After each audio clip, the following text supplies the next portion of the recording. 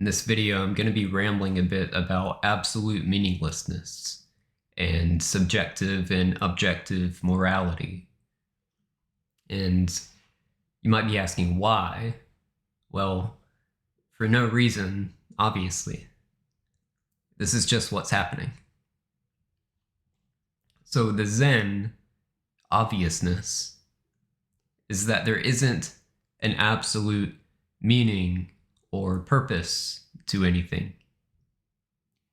Things just happen. This is just what is.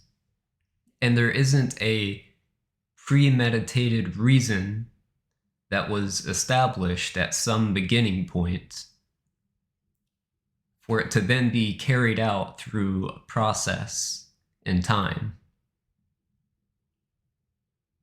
This is spontaneously appearing as it is. And it's not premeditated. You could say that it's meditated in the now constantly. It's constantly rendering fresh and new. So what you might be thinking is that's utter nonsense, because we know that we can plan for things to happen. We can give things reasons. We can, establish meanings for things. So what are you talking about? Well, I make the distinguishment between absolute meaninglessness because, yes, obviously we can come up with reasons for things, but those are subjective meanings and they're quite arbitrary. When I ask you why you did something, you're going to come up with a response and then act as if that is the absolute response, when in reality, that's just a response that you picked out. The reason why you do something is just a conditioned response that you have.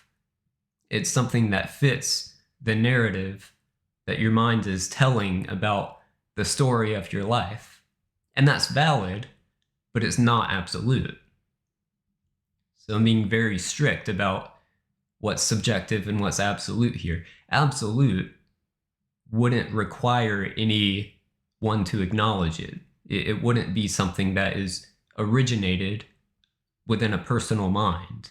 It would simply be despite someone's interpretation of it.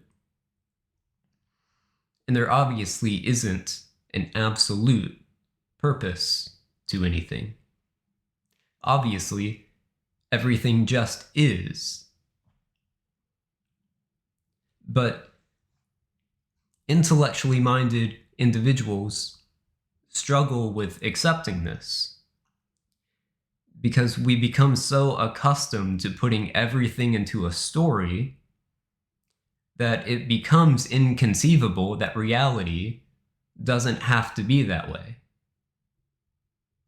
We become so familiar with things having beginnings, with reasons for existing, and then endings.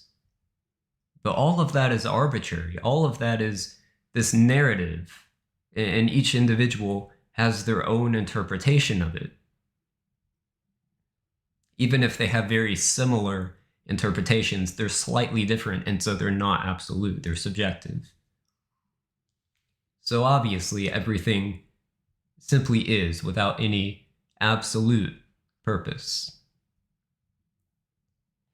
And what I notice people often do is when they hear something like this, obviously a lot of people don't like it because, the ego wants its meaning that it comes up with to be the absolute meaning. It's selfish in that way.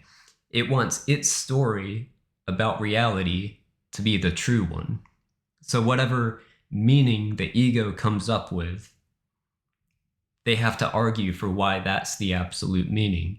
And when you say there isn't an absolute meaning, of course it doesn't like that. So when it hears this message, I notice a lot of people try to weaponize it. And so they'll come up with these wild fantasies about how we should be because there isn't an absolute meaning. But that's an imposed condition that certain people like to add, which isn't being asserted here. So what's being said here is that nothing has an absolute meaning to it, and there aren't any absolute shoulds or shouldn'ts. There's simply what is, and it isn't more complicated than that. But what people assert is that, okay, there isn't an absolute meaning, and therefore we should, kill ourselves because it doesn't matter, or something immature like that. I hear responses like that quite often. There isn't a therefore, though. There's just what is. And what is anything and everything that could happen, including people killing themselves or not killing themselves. But that's not coming from an absolute should. It's people responding to the circumstances that they're met with. It's not coming from any kind of should or shouldn't. And the real head trip here is that I'm saying there isn't an absolute should or shouldn't. And what that means is that the relative shoulds or shouldn'ts that people have don't need to change. Can you hear what I'm saying? So obviously humans, or animals in general, are hardwired to not want to go extinct or die, generally speaking. So a lot of us can agree we shouldn't kill people. That's a very agreeable thing. That's a relative shouldn't, though. And if enough people agree on that, then it's useful for us to just act as if that's an objective truth right there. What the immature mind does is it hears this and it tries to assert that it's supposed to be practical. When I say that there aren't any absolute shoulds or shouldn'ts, the immature mind will just say, oh, so we can just do whatever and cause all kinds of havoc.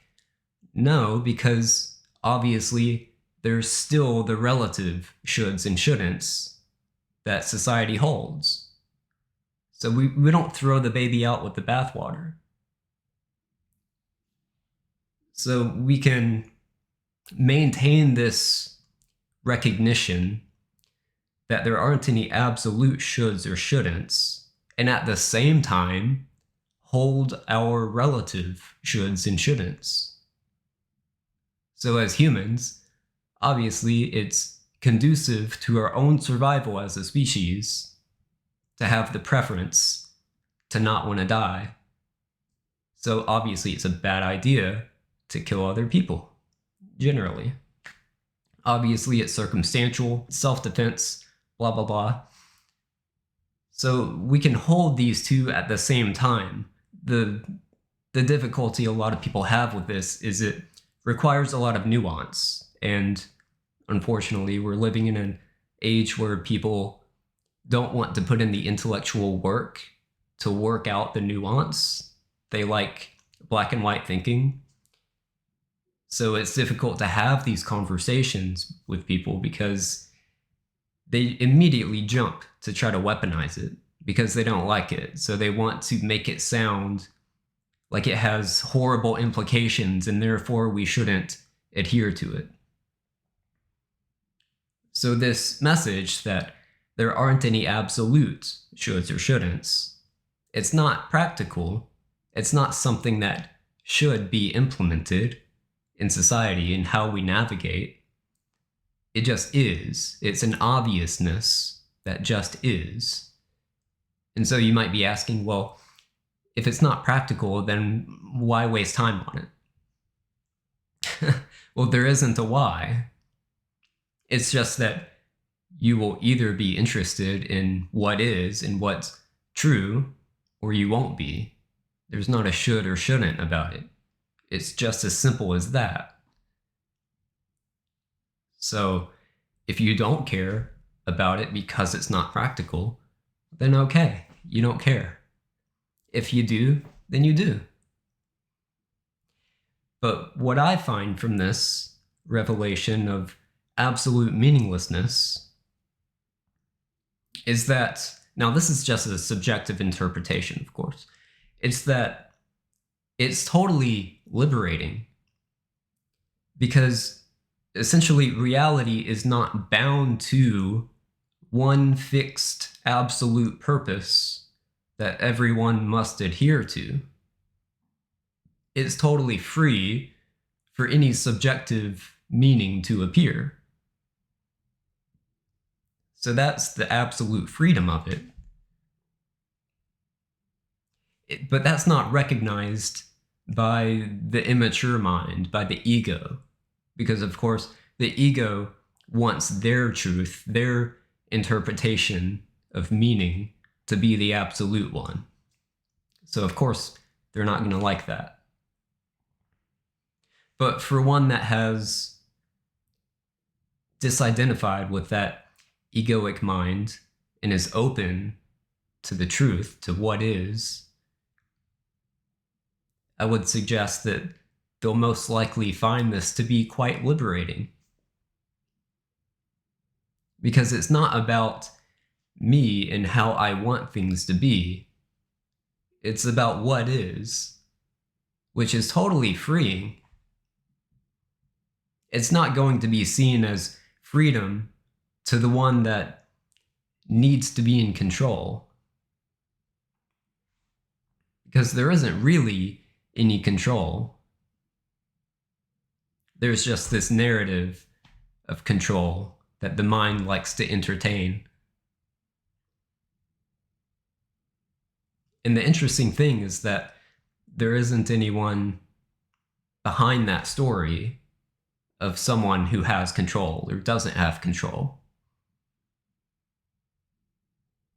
So if there's someone that finds this message of absolute meaninglessness to be disempowering, well, there was never really anyone with power to begin with.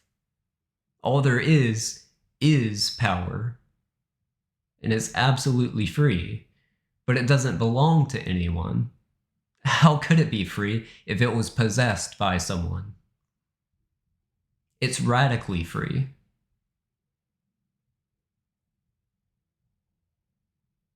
And there is a joy in that.